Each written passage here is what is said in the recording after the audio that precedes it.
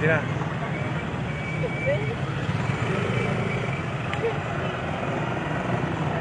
Matotoo lang eh. Ano ba nangyari sa buhay mo? Pinagpalang hapon, kaibigan, kapatid, narito kami, mga mangaral, upang ibahagi ang salita ng Diyos para tumanggap sa ating Panginoon Jesucristo na lumalang sa ating kaibigan, kapatid, sa mismo'y grupo ng mga kabataan galing sa GKFCC, God's Kingdom Mission Christian Church, kaibigan. Meron po kaming gawain Phase 5, Phase 3, Lot 9, Lot 12, kaibigan. Gawain natin gabi Merkules, alas 7 ng gabi. Biyernes, kaibigan, alas 7 ng gabi at Sabado ng umaga, alas 9 ng gabi at sa gabi meron din po kaming gawain alas 7, kaibigan. Welcome po kayong dumalo sa gawain ng ating Panginoon, kaibigan. Dapat tayo mahal tayo ng ating Panginoon, kaibigan. Meron tayong trabaho, meron tayong negosyo, kaibigan. Mapalad tayo, kaibigan. Sa ibang lugar, kaibigan, wala nang makain, wala nang mainom, walang tiraan. Pero tayo nagtitiliya, kaya na tayo tumira sa kalsada lang, kaibigan. Kaya mapalad at nakikinig ng salita ng Diyos. Salamat sa ating Panginoon dahil ang aking buhay binago. Ilang tao, kaibigan, sugal, kaibigan, na pariwara ang buhay. Salamat sa Diyos. Diyos amang lumikha sa atin, kaibigan. Kaya hindi pa uli ang lahat para tayo magsisi sa ating kasalanan. Magulo na ang daigdig ito. Ang digmaan na gaganap sa Israel at Palestina, kaibigan. Kaya magulo na, kaibigan. Bansa sa bansa, kaibigan. Lupa, nagagawa sa lupa, kaibigan. Kaya ito ay nakasaad sa Biblia na malapit na pagbabalik natin, Panginoon. Maraming sa darating, trahedya, sakit, gawa ng COVID-19, kaibigan. Ito ay naganap dahil ang kalooban ng Diyos. Tayo magsisi sa ating kasalanan, mamulat, at ng bansang Israel na si Jesus nandun ang pinanganak sa Israel, kaibigan. Hindi magwawagi ang mga Palestina, ang mga Hudyo, kaibigan, dahil walang kaaway na nagwagi ang Israel ng bansa ng ating Panginoon, kaibigan. Papatotoo, kaibigan, dahil siya pinubos niya ang ating kasalanan upang tayo ang kasalanan, kaibigan. Ano man ay iyong kasalanan, magsisi tayo. Ano mang kaawan nyo, kaibigan, kapitbahay, magulang, kapatid, kaibigan, patawarin nyo ang inyong magulang. Kung kayo may tampo, may galit sa inyong mga kapatid o kapitbahay man, magpakumbaba lang kayo, kaibigan, dahil mahal tayo ng Diyos. Dahil marami na trahedya nagaganap sa Ukraine, kaibigan, sa Russia, kaibigan. Hindi pa natatapos ang digmaan at meron naman sumunod ang Israel at sa Palestina. Kaibigan, kung meron kang pera, may nakita, nakuha nyo ng kayamanan sa daigdig na to, marangya kayo, kaibigan. Hindi nyo madadala to sa langit na sa perno. Pag kayo'y makasalanan, sa perno kayo makarating. Pero kayo maputing ginawa sa mundong ito, sa langit kayo mapupunta, kaibigan. Kaya ang kalooban ng Diyos, ang buhay ng walang hanggan. Hindi nyo mga kamit ang kayamanan nyo o meron kayong pera sa bangko. Hindi yun ang kaligtasan, kundi ang pagtanggap Jesucristo sa ating buhay. Ang kaligtasan ng buhay ng walang hanggan, kaibigan.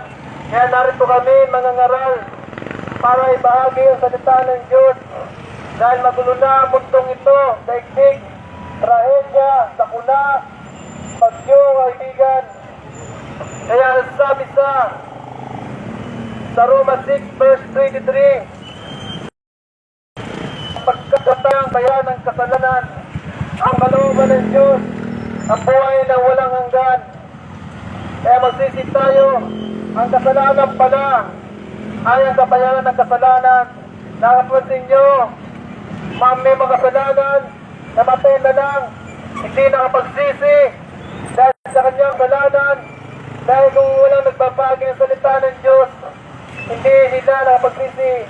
Kaya narito kami upang ibagi ang salita ng Diyos. Magsisi tayo sa ating mga kasalanan. Meron pa kami trust, willing po kami, welcome po kayo sa aming gawain. Lumapit na po kayo, kaibigan. Kung gusto nyo kagalingan, lumapit kayo rito at kayo papagalingin. Walang imposible sa ating Diyos. Kung ano man na yung nakaraan, inanakit, kaibigan, patawarin nyo yung magulang, walang kapatid, meron kayong tampo. Jesus nga pinatawad tayo sa ating kasalanan. Nagpapagos sa krus ng Kalbaryo upang tayo matubos sa ating kasalanan. Ipauli ang lahat upang tayo magsisi sa ating sa hindi man masama magtrabaho, magnegosyo. Hindi masama kaibigan ang magnegosyo. Unahin natin ang ating Panginoon sa ating buhay. Kaya hindi pauli ang lahat. Tayo magsisi. Kaya kamatayan ang kabayaran ng kasalanan. Pag tumanggap kayo sa ating Panginoon, makakaptan nyo ang buhay ng walang hanggan sa langit. Kaya marapit na dumating ating Panginoon. Magsisi na tayo sa ating kaibigan. Kaya sabi sa 2 Corinthians verse 5:17, kung sino man na kay Kristo ay binago ng nilang, hindi na siya tulad ng dati.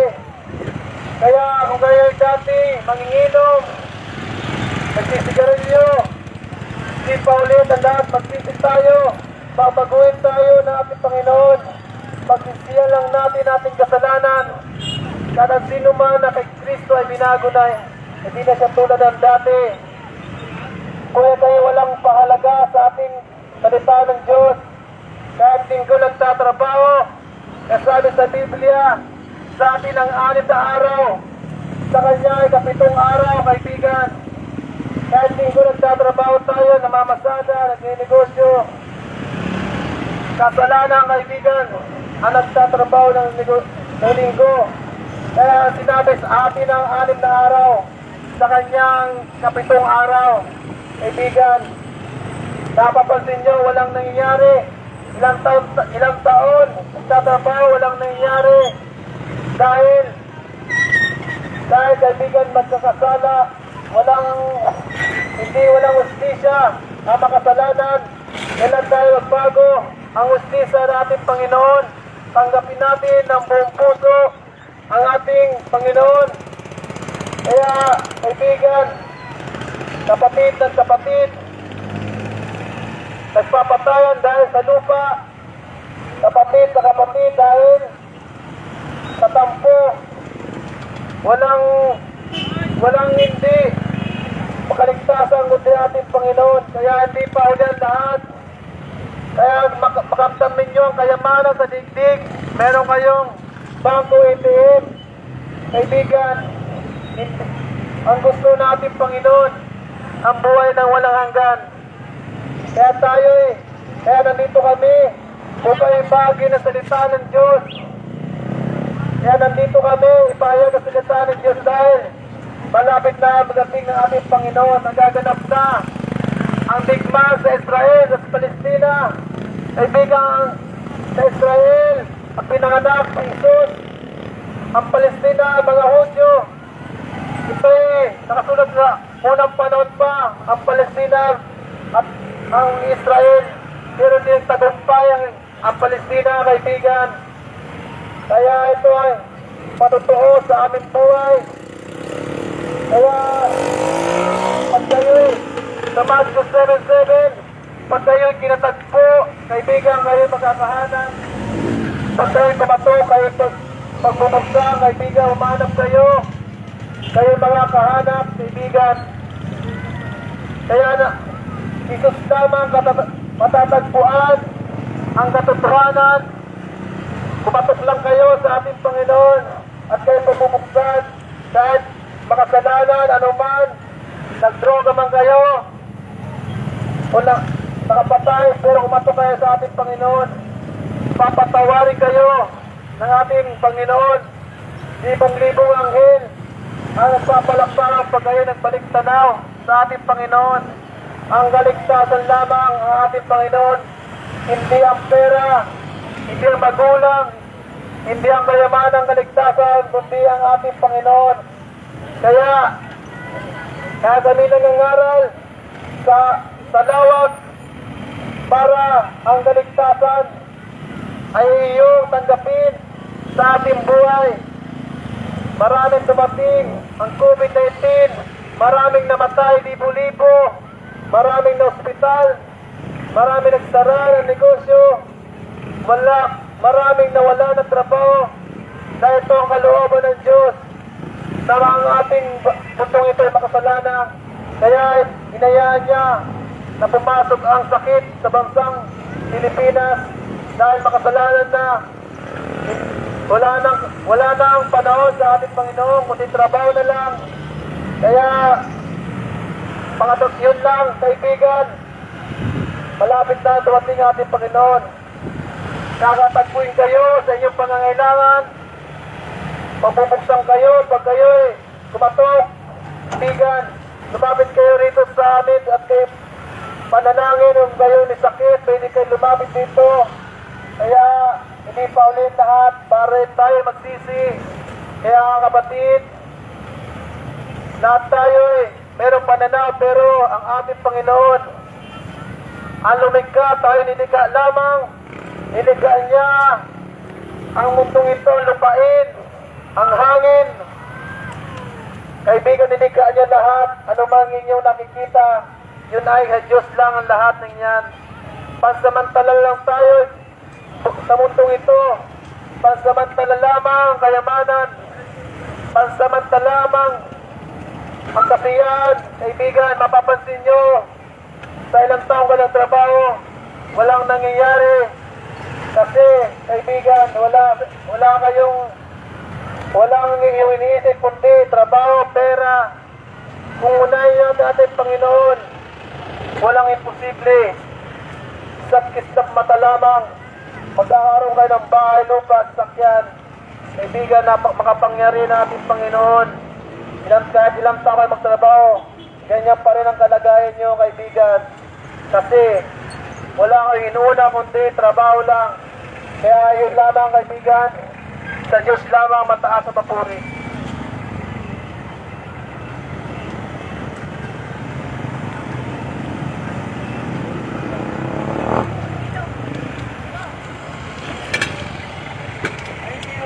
Amen. Isang magpagpalang hapon po sa bawat isa.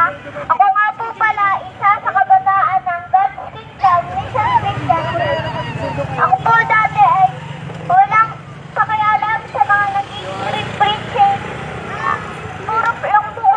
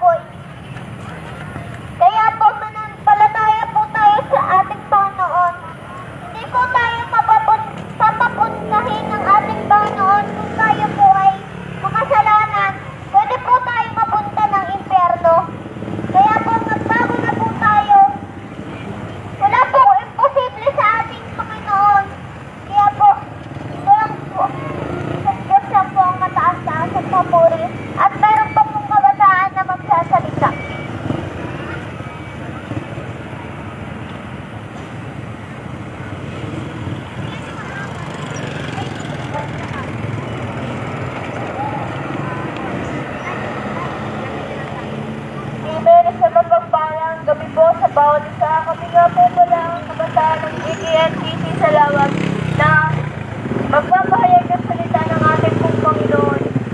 Dahil ang salita po ng Panginoon ay nakakapagbabago ng buhay. At isa na po kami na patotoo dito. Ang Diyos po ay nagbabago ng kaya makapagbago ng buhay kahit tayo ay may mga kasalanan. Tayo lamang ay magsisi at talikuran ng ating mga kasalanan.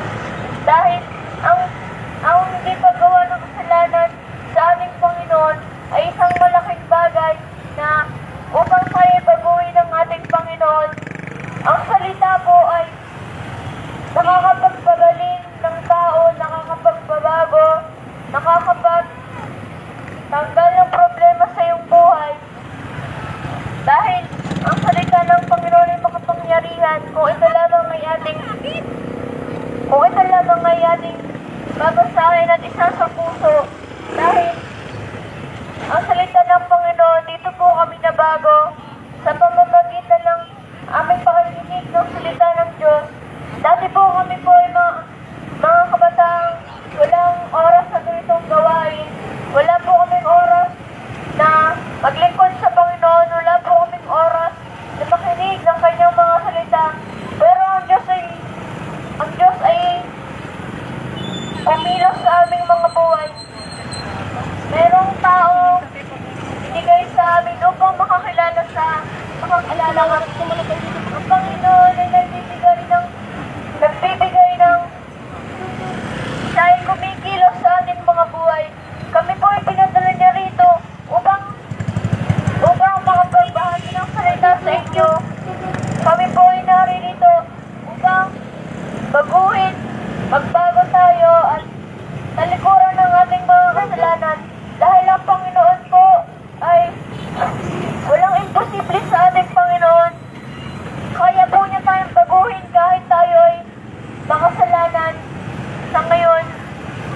Pero kung tayo lamang po ay maglilingkod, pupurihin ng ating Panginoon, ay may chance pa po tayo na tayo ay makapagbago. May chance pa tayo na maglingkod sa ating Panginoon dahil malapit na dumating ang ating Panginoon.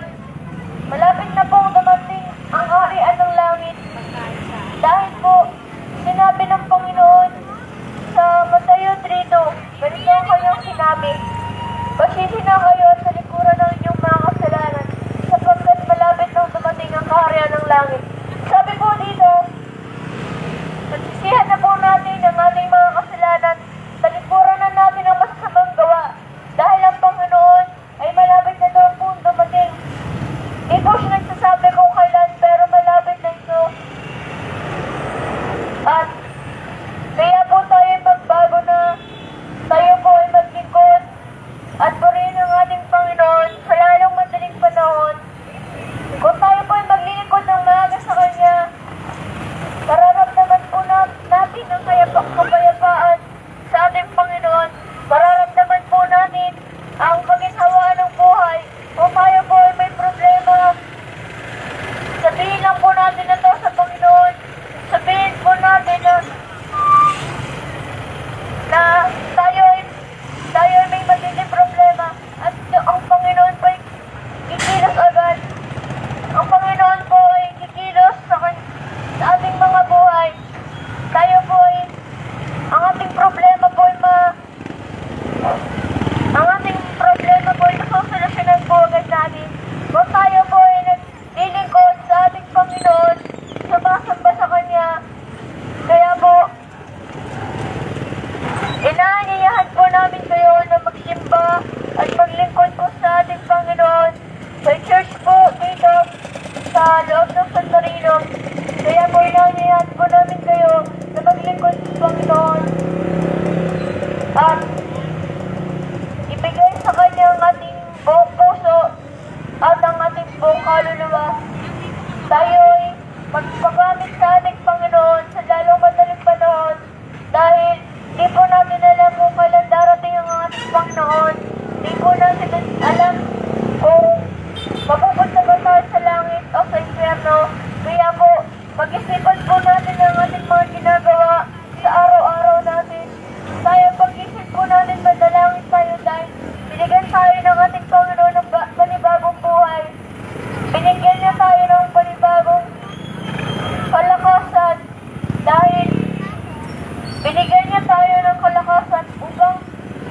mabuhay sa mundong ito. Kaya po, ito na po yung chance natin upang maglingkod sa Panginoon. Binibigyan niya po tayo ng buhay sa araw-araw para po tayo ay maglingkod sa Kanya at talikuran ng ating mga kasalanan. Kaya po, kung tayo po maglilingkod sa ating Panginoon, mararamdaman po natin ang pagmamahal niya sa atin. Mararamdaman po natin ang lubos, ang Kanyang pagmamahal sa atin. Kaya po, kung tayo po ay maglilingkod sa ating Panginoon, ay ang ating mga problema ay masusolusyonan ng maaga at lagi niya tayong bibigyan ng biyaya na galing sa Kanya. Dahil sabi po ng Panginoon sa John 3:16, "For God so loved the world that He gave His only begotten Son, and whosoever believe in Him shall not be perished but have an everlasting life." Sabi po dito, mahal po tayo ng ating Panginoon. Ibinigay niya po ang Kanyang kaisang-isang anak upang ang ating mga kasalanan ay ating tubusin ang ating mga kasalanan. Tayo po ay mahal ng Panginoon. Ito lamang po ay pahalagahan natin. Sa puso po natin ang mga salita ng Panginoon na ating napapakinggan.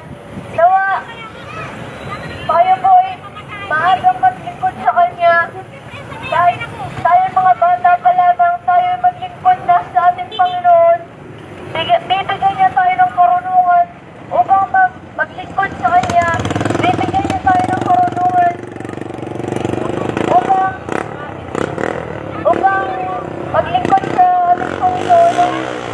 Maayos at habang tayo po, kahit tayo matanda na o may edad, tayo pa rin po ay maglingkod sa ating Panginoon sa lalong madaling panahon. Dahil po hindi po natin alam kung kailan tayo kukunin ng Panginoon. Kaya po lagi tayo pong magdasal at tayo magdasal sa araw-araw dahil hindi natin alam kung kailan tayo kukunin ng Panginoon. Kaya po, ang Panginoon ay nagbibigay ng oportunidad upang tayo maglingkod sa Kanya sa araw-araw at siya ay ating paglingkuran sa ating mga buhay. Kaya po inaayahan po namin kayo na maglingkod at magsimba sa ating Panginoon sa lalong madaling panahon. At meron po kami diyang simbahan sa loob ng San Marino. Welcome po kayo dyan kahit anong oras ay may tabol. Kaya sa inyo, ito lamang po, marami pong salamat sa inyong pangkinig at meron pong susunod naman.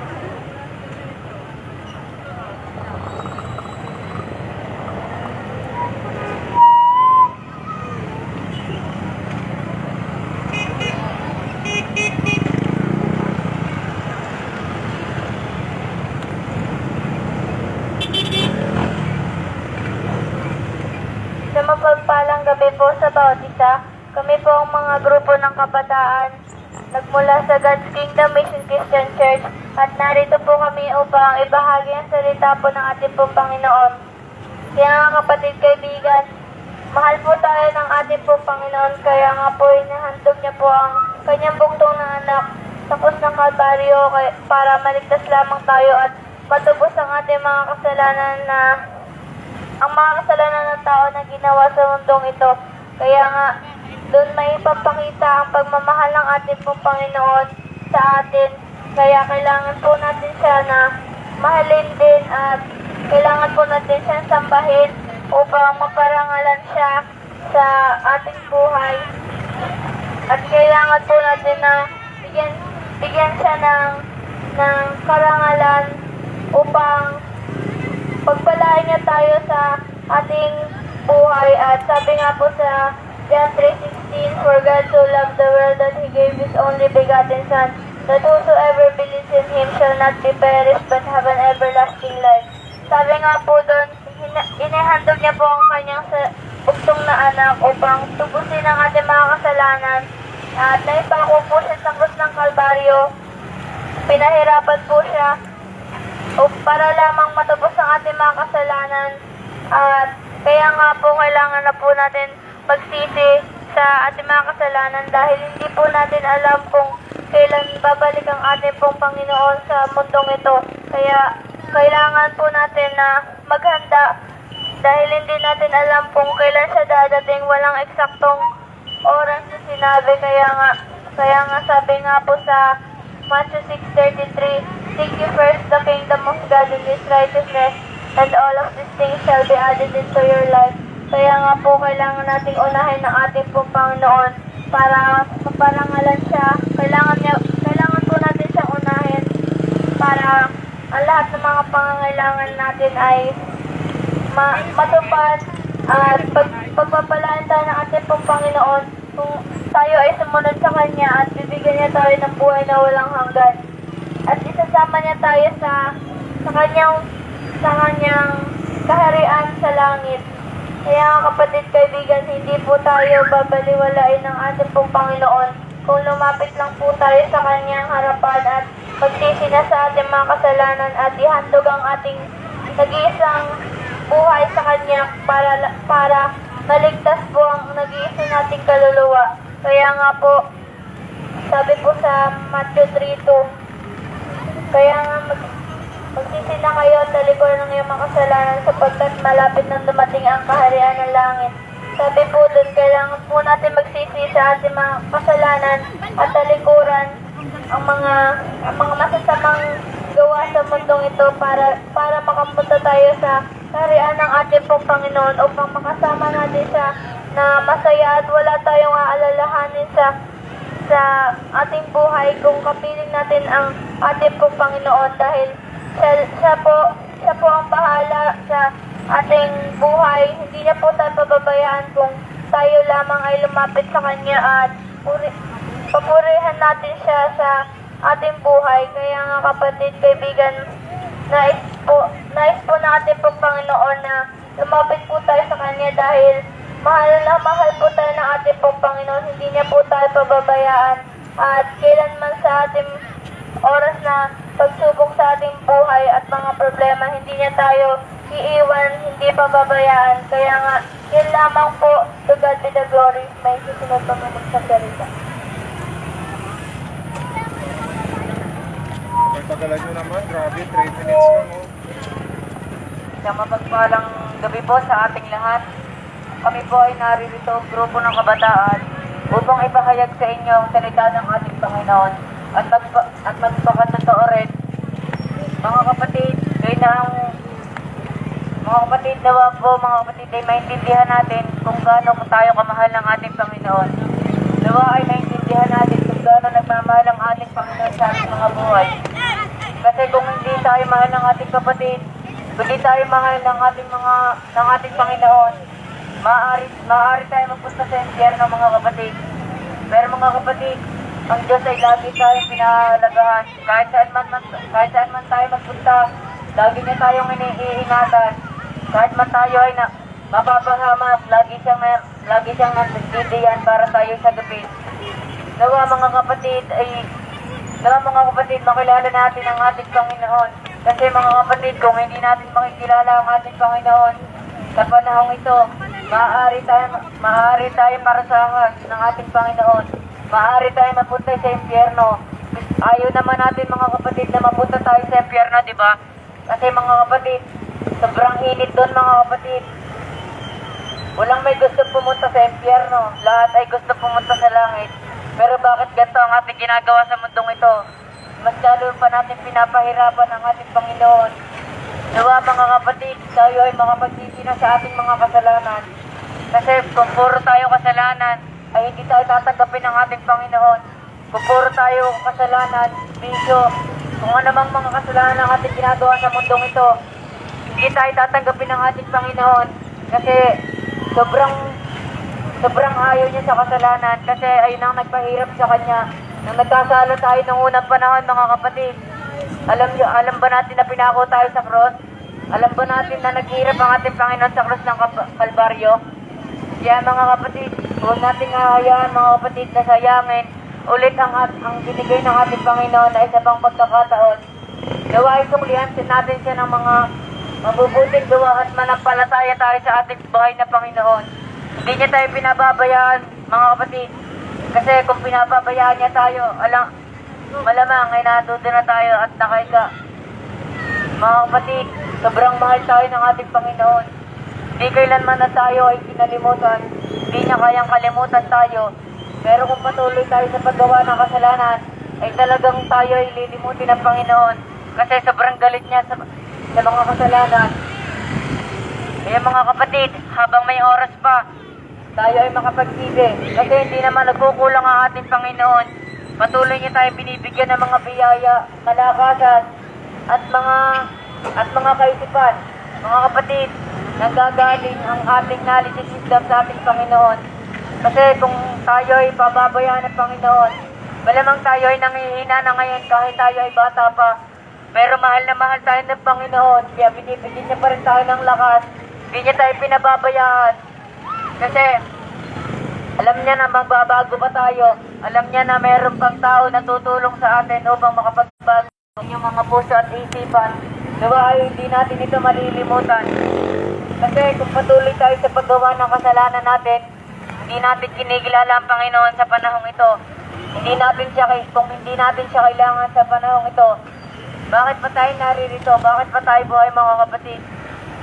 Alam natin mga kapatid na kahit tayo ay kahit sobrang marami tayong kasalanan ay mahal na mahal pa rin tayo ng ating Panginoon. Kasi ayaw niya na nahihirapan ng kanyang anak. Mga kapatid, magtiis lang tayo kapag tayo ay may problema. Diyan tayo sinusubok ng ating Panginoon. Sa mga pagsubok na yan ay diyan malalaman ng ating Panginoon kung tunay ba na pinapahalagahan natin siya. Kasi mga kapatid, kung susuko tayo sa kalagitnaan ng ating pagsubok, maaaring mabaliwala ang lahat. Maaaring mabaliwala ang ibibigay sa'yo ng pagpapala ng ating Panginoon. Maaari niya tayong hindi kilalanin mga kapatid. Kasi hindi natin siya kilala mga kapatid. Kung hindi natin siya makikilala sa mundong ito, malamang kailangan na natin siyang kilalanin.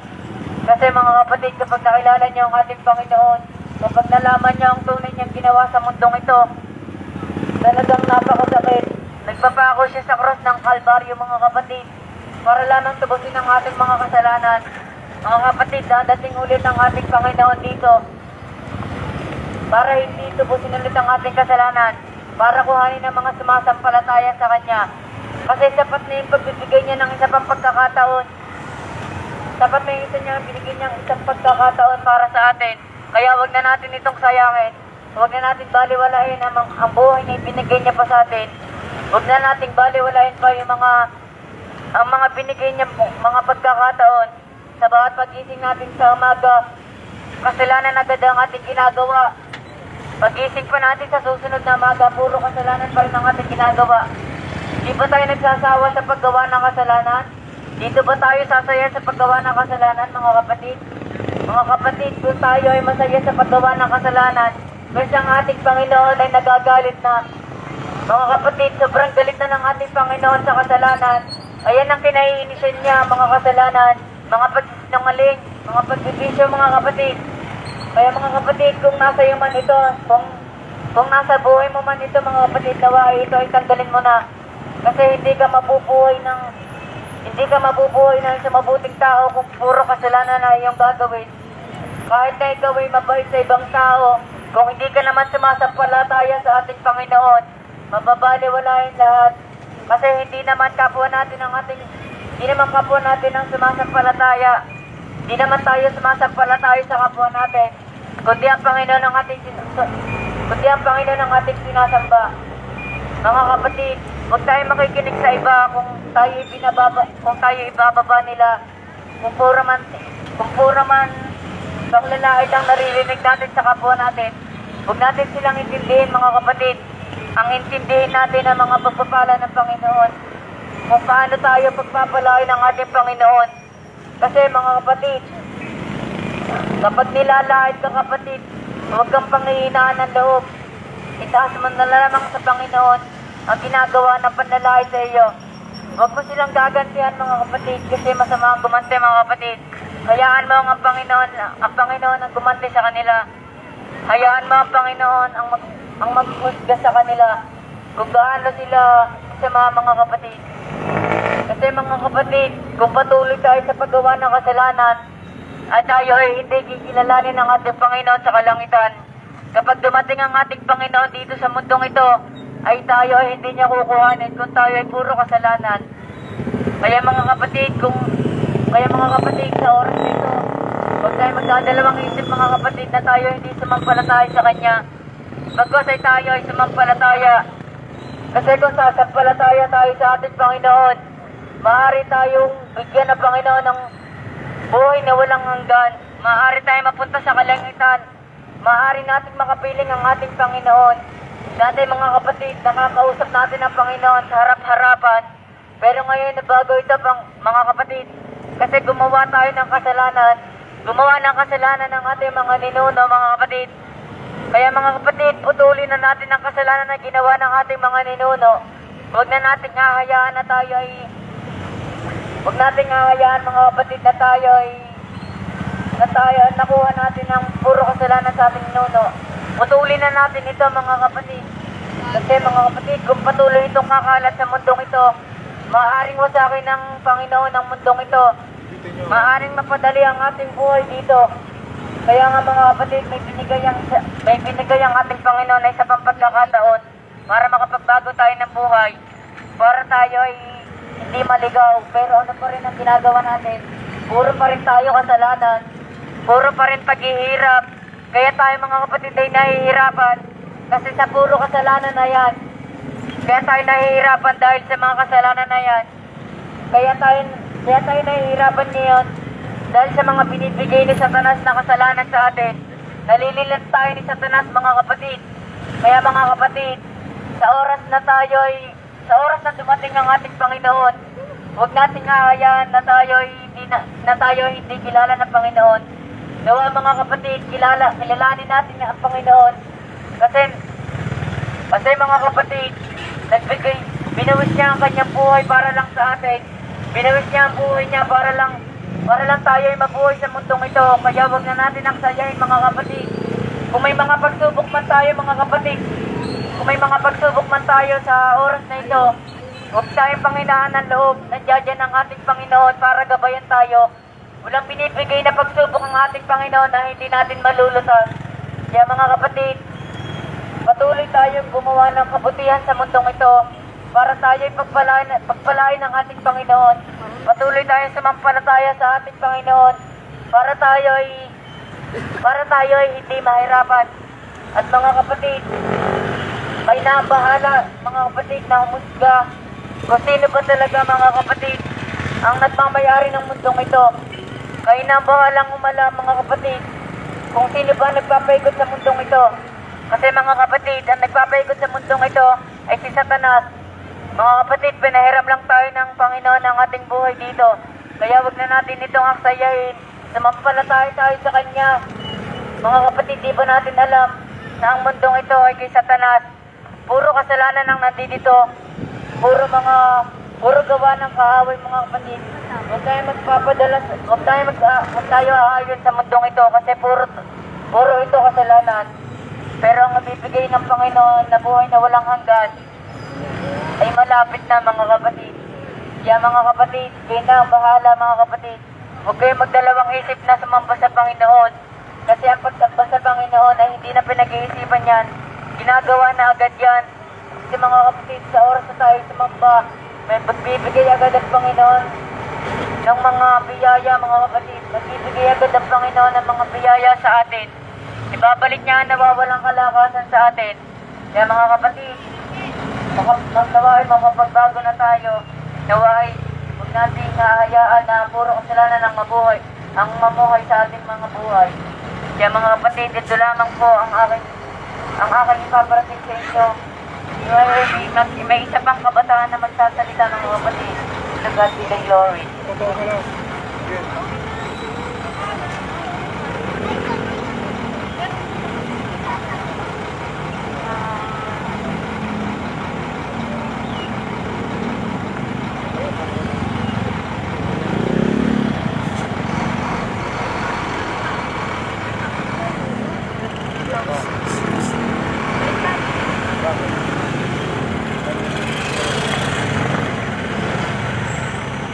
Amen. Sa mga pagparang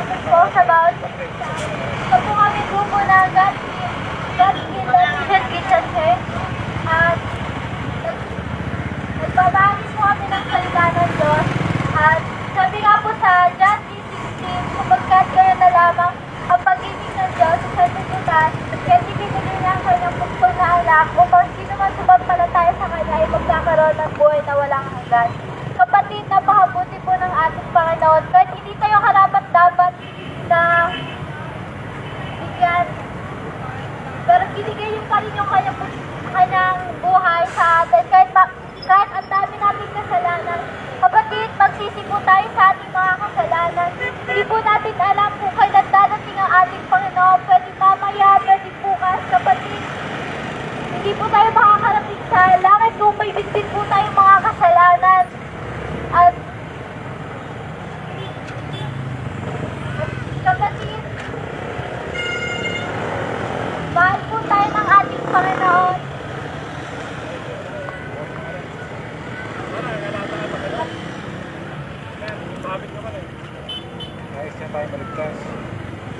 Mahal po tayo ng ating Panginoon at hindi po tayo makakarating sa langit kung may bitbit tayong kasalanan. Kaya kapatid, tayo po yung maglingkod sa ating Panginoon.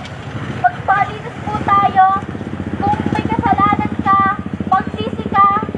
May church po kami sa Phase 5 po, Gitna. Pwede po kayo magsimba doon. Kaya meron po kami gawain sa Wednesday, Friday, Linggo ng umaga, Linggo ng gabi. At pwede po kayo pumunta doon. At ayun lamang po. Ito po. Maraming salamat.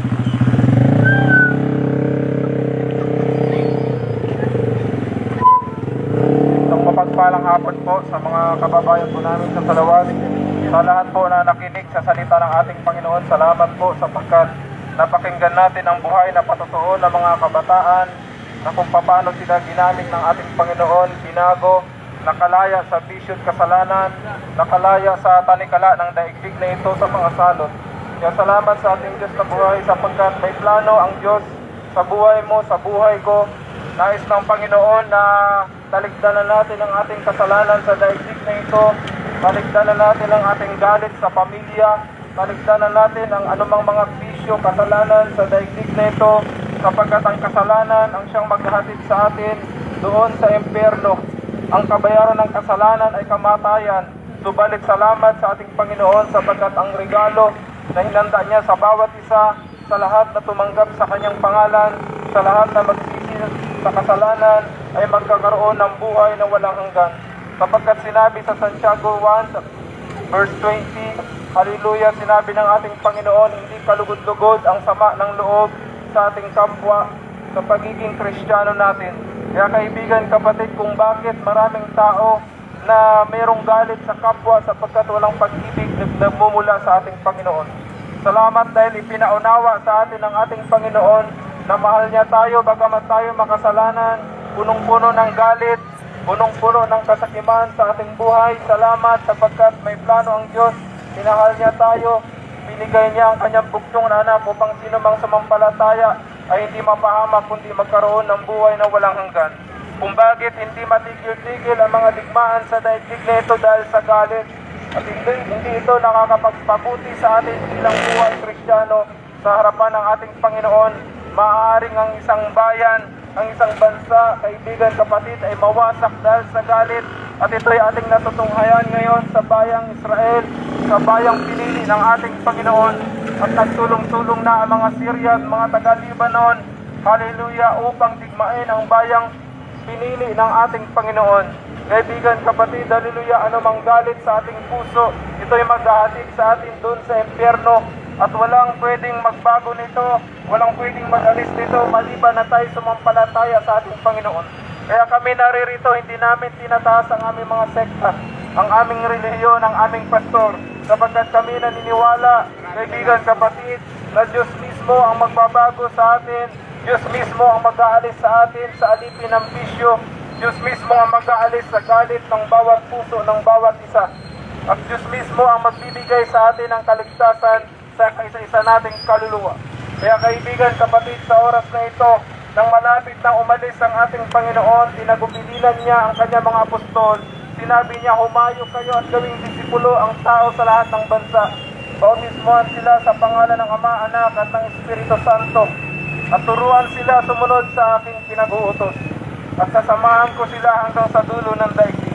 Kaibigan, kapatid, hallelujah, kailangan pala nating malaman ang pinag-uutos ng ating Panginoon upang tayo mabautismuhan sa pangalan ng Ama, Anak at ng Espiritu Santo. Kaya tinuturo natin ang buong Biblia from Genesis to Revelation upang matutunan natin, kaibigan, kapatid, kung paano sumampalataya sa ating Panginoon, paano makalaya sa bisyo at kasalanan, paano sumampalataya sa Diyos na nagkatawang tao at namatay sa krus ng Kalbaryo upang sa katubusan at kaligtasan ng lahat ng tao. Kaibigan, kapatid, baka ikaw ay alipin na sa kasalanan, sa bisyo, at ikaw ay may dinadalang sakit sa oras na ito. Kaibigan, kapatid, walang pwedeng magpapagaling sa atin. Maaring ginagamit lamang ang mga halaman, ginamit lamang ang pera, kaibigan, pero wala pa rin pwedeng magpapagaling sa iyo maliban sa Diyos, maliban sa kapahintulutan ng ating Panginoon Kristo. Kaya nanangaral si Apostol Pedro, kaibigan, kapatid, si Juan, doon sa templo, alas 3 ng hapon, sa Gawa chapter 3 verse 1, kaibigan, kapatid, may isang lumpo na hindi nakakatayo mula nung bata pa. Sinabi ni Pedro, ni Juan, kaibigan, wala silang pera, pilak, pinto upang ibigay sa kanya. Subalit sinabi nila sa pangalan ni Jesus, hallelujah, bibigyan ka namin ng kaloob, ikaw ay gagaling sa iyong pagkalumpo. Kaibigan, kapatid, hallelujah, walang ibang pwedeng magpapagaling sa atin, sa ating karamdaman. Walang pwedeng magbigay sa atin, kaibigan, ng sagot sa ating mga problema, sa ating mga tanong sa daigdig na ito. Walang pwedeng magpapalaya sa atin maliban, kaibigan, sa Diyos na namatay doon sa krus ng Kalbaryo, nabuhos ang kanyang dugo, kaibigan, upang sino mang sumampalataya ay makaranas ng kagalingan, makaranas ng kapatawaran, at makaranas ng kaligtasan ng kaisa-isa nating kaluluwa. Kaya, kaibigan, kapatid, hallelujah, maraming taong nalinlang sapagkat hindi nagbabasa ng Genesis to Revelation. Binasa lamang ang Old Testament, binasa lamang ang New Testament, at hindi na binasa ang Old hanggang New, kaya nalilinlang sila. Tao ang sinasampalatayanan, hindi ang Diyos. Propeta lang daw ang Diyos, kaibigan, kaya hindi sila sumasampalataya. Maraming mga Hudyo na meron pa rin hindi naniniwala, kaibigan, kung bakit nagkakaroon ng digmaan sa bansang Israel. Marami pa rin na hindi naniniwala na ang Diyos nagkatawang tao upang sa kaligtasan sa lahat. Kaibigan, sa Pilipis, pinatunayan ng ating Panginoon ay hinubad niya ang kanyang pagka-Diyos. Kaibigan, hinubad niya ang tungkulin niya sa Ama, namatay siya sa krus ng Kalbaryo sapagkat mahal ka ng ating Panginoon, mahal tayo ng ating Panginoon. Ayaw niyang mamatay tayo sa bisyo at kasalanan, ayaw niyang mahulog tayo sa impyerno, ayaw niyang malinlang tayo ng dyablo na tinatawag na ahas, tinatawag na leon, tinatawag na fallen angel, kaibigan, kapatid. Isang araw, maalala natin ang araw na ito na kapag tayo sumampalataya, kaibigan, kapatid, magdideklara ka ng kapangyarihan ng ating Panginoon na hindi kaligtasan ang relihiyon, hindi kaligtasan ng tao, maliban na tayo sumampalataya sa ating Diyos na buhay. Kaya maraming tao na bubulag, kaibigan, kapatid. Sasabihin na ng isang tao na siya daw ay Diyos, siya daw ay nagpapagaling na sakit at karamdaman. Gusto niyang purihin siya ng tao, gusto niyang sambahin siya ng tao. Nakita ng tao na gumaling, sila'y sumampalataya, sila'y sumamba. Kaibigan, kapatid, isa lamang ang Diyos, kaibigan, pero mayroong tatlong persona, mayroong Ama, mayroong Anak, at mayroong Espiritu. At maliban dyan, wala na, kaibigan, kapatid. Kaya pag isang grupo nagpapakilala na sila ang kaligtasan, kaibigan, isa itong kulto, isa itong manlilinlang, kaibigan, sapagkat hindi ang kaligtasan ang relihiyon, hindi ang kaligtasan ng tao, kundi ang kaligtasan, kaibigan, sinabi ng ating Panginoon sa John 14:6, I am the way, the truth, and the life. No one comes to the Father except through me. Kaibigan, kapatid, nagtanong si Thomas kung paano ang kaligtasan. Sabi ng ating Panginoon, siya lamang ang daan at ang buhay. Kaibigan, kapatid, hindi ang relihiyon, hindi ang kulto ang makapagliligtas sa atin, sapagkat lilinlangin tayo ng dyablo upang tayo mawasak. Kaya hinantulad ng ating Panginoon sa banal na kasulatan ang Biblia, kaibigan, na sinasabi, 1 Pedro 5:8, kayo'y maging mapagpigil, kayo'y maging mapagpuyat, sapagkat ang kalabang dyablo ay katulad ng liyong umuutungal na naghahanap ng masisila. Kapag tayo hindi nagbasa ng Biblia, kapag wala tayong matibay na pananampalataya, kaibigan, kapatid, mawawasak tayo sa kamay ng kaaway, matutukso tayo ng mga iba't ibang impluensya, sapagkat wala tayong matibay na pananampalataya. Hindi natin pinakukulan ng pansin ang Biblia, hindi natin binabasa ang Biblia, kaya tayo natatangay ng mga tao, kaibigan, kapatid. Sasabihin nila sila ang kaligtasan, hindi na ang Diyos. Umalig ka sa amin, kami ang kaligtasan, hindi na ang Diyos. Kaibigan, kapatid, hallelujah. Sabi ng ating Panginoon sa Revelation chapter 21, kaibigan, kapatid, hallelujah, malagim ang sasapitin ng tao na hindi sumampalataya sa ating Panginoon, mga sinungaling, mga sumasamba sa Diyos-Diyosan, mga pumapatay, nakikiapid. Hallelujah, kaibigan, kapatid, sumasamba sa Diyos-Diyosan, ibig sabihin, hindi natin sinamba ang tunay na Diyos. Mas sinamba pa natin ang trabaho, mas sinamba pa natin ang tao, mas sinamba pa natin ang pera. Maliban, kaibigan, kapatid, kapag tayo hindi sumamba sa ating Diyos, tayo'y tinatawag na sumasamba sa mga Diyos-Diyosan. Saan tayo kabilang, kapatid? Hallelujah. Kapag tayo sumamba sa mga Diyos-Diyosan, hindi natin sinamba ng tunay na ang Diyos ay mayroong Espiritu. Ang Diyos ay siya ay may Ama, may Anak, kaibigan, kapatid. Hallelujah, Jesus. Tayo mapupunta sa impyerno. Kaya paano natin paniniwalaan sa sampalatayanan ng ating Diyos na siya ay totoo?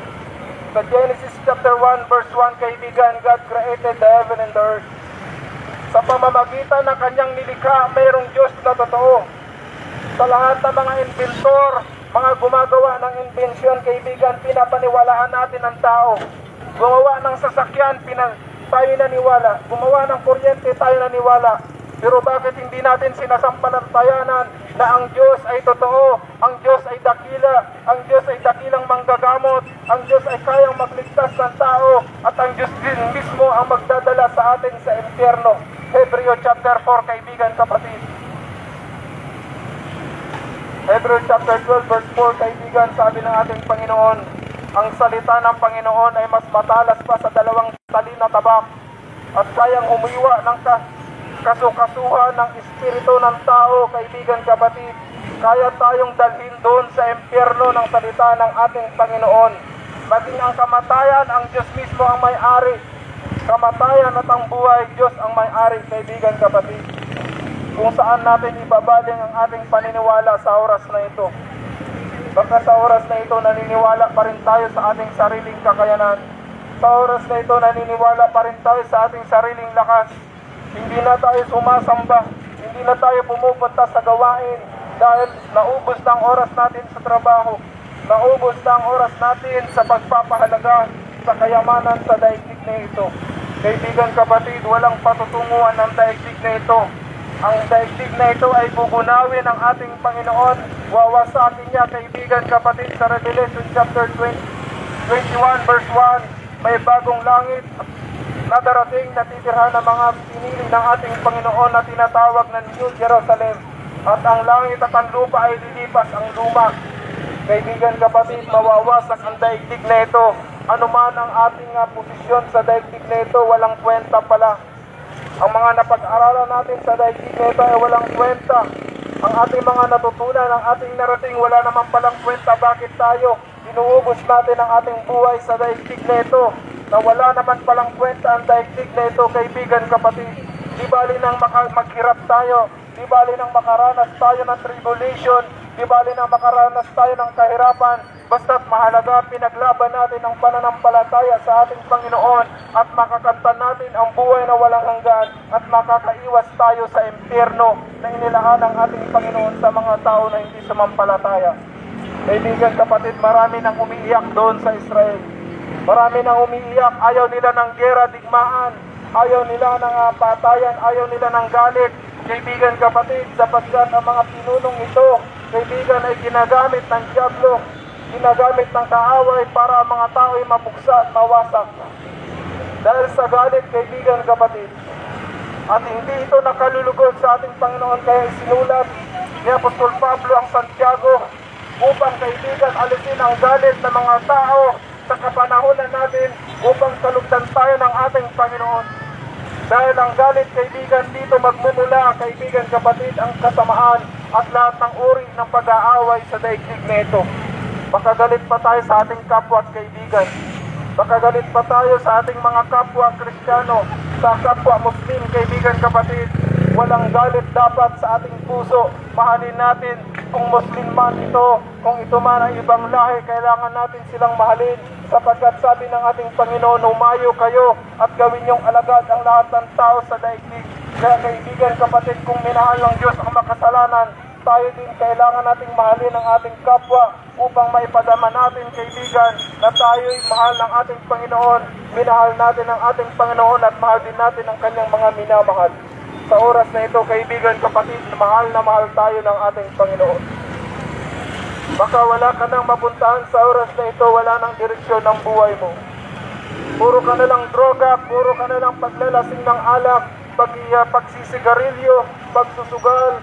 Sa oras na ito, kaibigan, kapatid, mayroong isang tao na nais namin ilapit sa iyo. Ang Diyos mismo ang magpapagaling sa iyo. Diyos mismo ang mag-aalis sa iyo sa alipin at bisyo at kasalanan. Maaaring ginagamit lamang ang buhay na patotoo ng mga kabataang ito upang maranasan natin ang kapangyarihan ng ating Panginoon. Sa oras na ito, kaibigan, kapatid, ikaw man ay malayo. Nais ka naming ipanalangin kung nais mong lumapit sa lugar na ito upang maranasan mo ang presensya at kapangyarihan ng ating Panginoon. Kaibigan, kapatid, hindi kami ang magpapagaling sa iyo. Diyos mismo ang magpapagaling sa iyo at magpapalaya sa bisyo at kasalanan. Diyos mismo ang magkakaloob sa iyo ng buhay na walang hanggan. Kaibigan, kapatid, hindi pinuno ang kaaway natin sa daigdig na ito. Hindi ang mga baril ng mga Palestino ang ating kaaway, hindi ang mga baril ng mga China. Kaibigan, kapatid, ano ang sabi ng ating Panginoon? We are not fight against flesh and blood. Pero ang kaaway natin, kaibigan, kapatid, evil forces, kaibigan, ang mga masasamang espiritu ang kaaway natin kung bakit hindi tayo sumasampalataya sa ating Panginoon, sapagkat mayroong masamang espiritong bumubulong sa iyo, bumubulong sa atin, na huwag mong paniwalaan ang salita ng Panginoon sapagkat hindi yan totoo. Yan ang kaaway natin, kaibigan, masasamang espiritu sa daigdig na ito. Kung nais nilang mawasak ang pamilya mo, na huwag mong paniwalaan ang mga ngaral. Nais ng diablo na mamatay ka sa bisyo, alak, sigarilyo, droga. Huwag kang maniwala. Yan ang binubulong ng demonyo sa oras sa iyo, kaibigan, kapatid. Maniwala ka sa hindi. Pag hindi ka naniwala sa oras na ito sa salita ng Panginoon, isang araw makikita mo, wasak na ang pamilya mo, patay na ang kamag-anak mo, maaaring ikaw na rin ay mamamatay na dahil sa bisyo at kasalanan. Kaibigan, din namin sinasabi ito para takutin tayo. Dahil hindi natin kaaway ang tao, kundi masasamang espiritu. Yan ang kayang gawin ng masasamang espiritu. Mamuhay ka na nagbibisyo, mamuhay ka na nagsisigarilyo, nagiinom ng alak para mamatay at mawasak ang buhay mo. Yan ang plano ng diablo sa iyo, kaibigan, kapatid, sa lahat tayo. Kaya hindi namin sinasabi ito para matakot tayo. Ito ang katotohanan. Sapagkat marami na sinasabi ng doktor, bakit ka nagsisigarilyo, bakit ka nag-inom ng alak, bakit ka nagdroga, kaya ka mamamatay dahil ka nagka-cancer. Saan mo nakuha ang cancer? Dahil sa bisyo. Kahit tanungin natin ng doktor, kaibigan, kapatid. Kaya kaibigan, may magandang plano ang Diyos sa ating mga buhay sa oras na ito. Nais ng Diyos na lumapit tayo, kaibigan, bago pa mawasak ang pamilya natin, ang mga kamag-anak natin sa bisyo at kasalanan. Kaibigan, kailangan maputol na sa oras na ito upang pagdating ng mananakop, upang pagdating ng kamatayan, kaibigan, kapatid, handa na ang buhay natin na humarap sa ating Panginoon. Hallelujah, handa na tayo sapagkat gumawa na tayo ng kabutihan at tumanggap na tayo sa ating Panginoon. Kaya kaibigan, kapatid, kung nais nating maranasan ang presensya, kapangyarihan ng ating Panginoon, kami po'y nagpapaanyaya sa inyo sa oras na ito upang maranasan natin ang kapangyarihan ng ating Panginoon. Kung nais niyo pong sumabay sa maiksing panalangin, hallelujah, pwede po kayong sumabay upang tayo mismo ay maranasan natin ang taimtim na panalangin sa ating Panginoon. Hindi pera ang magliligtas sa atin, hindi reliyon, hindi pastor ang magliligtas sa atin, kundi ang ating pananampalataya na kung saan tayo naniniwala na tayo'y katatagpuin ng ating Panginoon sa oras na ito. Pwede kayong sumabay sa maiksing panalangin kung kayo'y may nararanasan sa oras na ito At sa maiksing panalangin, mararanasan natin ang kapangyarihan ng ating Panginoon. Sumabay lamang po kayo sa maiksing panalangin. Salamat po, Panginoon, sa oras na ito, sa iyong salita ng aming napakinggan. Kami po ay nagsisisi na sa aking kasalanan mula nung bata hanggang sa kasalukuyan. Tinatanggap kita bilang Diyos na tagapagligtas, Diyos na mananakop ng aking buhay. Itala mo po ang aking pangalan sa aklat ng buhay. Salamat po, Panginoon, sa kapatawaran, sa pag-ibig, at sa buhay na walang hanggan. Ito po ang aking panalangin sa pangalan ng Jesus. Amen. Salamat po sa lahat ng mga nanalangin at sumubay. Kaibigan, kapatid, hindi reliyon, hindi panibagong reliyon ang tinanggap nyo, kundi Diyos mismo ang nagsabi, kaibigan, kapatid, at Diyos mismo ang magbibigay sa inyo ng kapatawaran, kapangyarihan, katatagan, kaligtasan ng ating mga buhay. Kaya salamat po, sabi po sa John 1:12, ang sinumang sumampalataya sa ating Panginoon ay bibigyan niya ng karapatan maging anak na tagapagmana ng buhay na walang hanggan. Kami na lamang po manalangin. Salamat po, Panginoon, sa gabing ito na pinagtagumpay mo ang aming gawain. Salamat, Lord, sa lahat ng ginamit mo mula kaninang umpisa hanggang matapos. Salamat sa tagumpay. Pagpalain mo po lahat ng nakinig. Isang araw, mararanasan nila kaibig ang kanilang pananampalataya na binago mo sila, pinagpala, pinagtagumpay. Makasama namin sila sa paglilingkod, Panginoon. Salamat po, Panginoon, sa lahat na nakinig. Abutin mo ang mga nanonood sa live streaming ng iyong kapangyarihan. Makaranas ng kagalingan, kapayapaan na nagmumula sa iyo. Salamat po, Panginoon, sa hapong ito. Ito po ang aming dalangin sa pangalan ni Jesus. Amen.